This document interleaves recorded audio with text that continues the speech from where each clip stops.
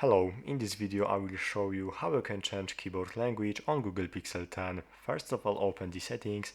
From here, go to System, open Keyboard and go to On-Screen Keyboard. Open the Gboard right now and open Languages.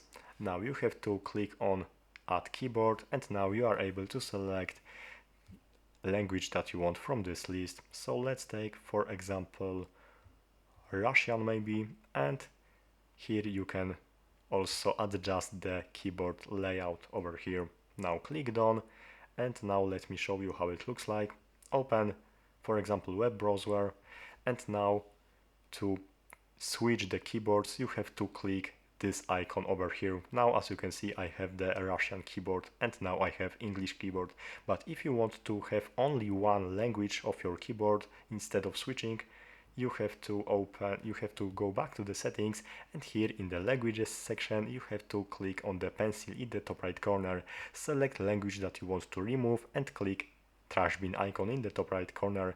After that I have only Russian language, I have no this switcher, this language switcher icon over here. So that's all for this video. Thanks for watching and subscribe this channel.